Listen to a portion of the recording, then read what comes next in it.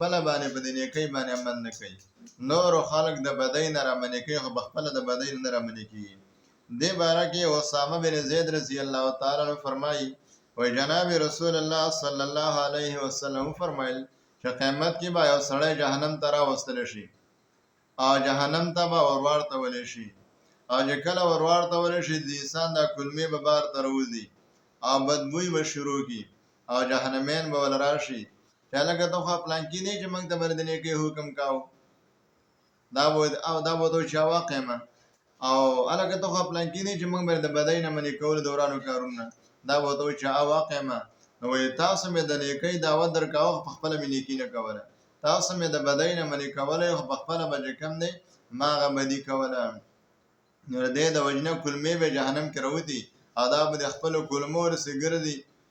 چې لکه څنګه چې خر ګرځي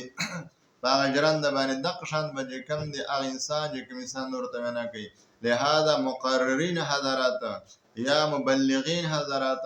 چې نورو ته کومه وینا د نیکۍ کوي نو پکار دا ده چې په دې باندې پخپله باندې چې کوم دی عمل وکړي ځکه الله فرمایي یتأمرون الناس بالبر وتنسون انفسکم ولې تاسو بل ته د نیکۍ حکم کوئ پخپله هم پرې هغه نیکۍ باندې عمل پرېښودی دی او یو حدیث کې راځي جناب رسول الله صلی الله علیه وسلم فرمایي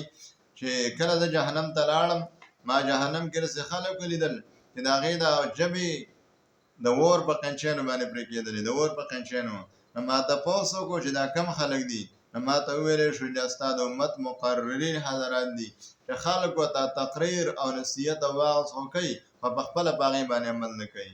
نو مسلمانانو هغه حضرات چې کوم ځان ته دینداره وایي ځان ته پرهیزګاره وایي ځان ته د امت او علما وایي رهبران وایي نو هغې له پکار دا دي چې قولا او فعلا مسلماني ښکاره کړي چې ګوره دې ته مسلماني وایي او موږ په دې مسلمانۍ باندې چې کوم دی عمل کوو نو که چا په دغه مسلمانۍ باندې قولا او فعلا گفتار او رفتار د هغې د پیغمبر علیه السلام ور دین منافسب شو نو دا به چې کوم دی مسلمان دي او څومره خوند کوي وایي رفتار په قوانینو د قرآن مزه کوي رفتار په قوانینو د قرآن مزه کوي او دا ډېر لوی خوند کوي دا ډېر لوی خوند کوي ژوندون سره د علم تقوا علم عرفان مزه کوي ژوندون سره د تقوا علم عرفان مزه کوي او رفتار په قوانینو د قرآن مزه کوي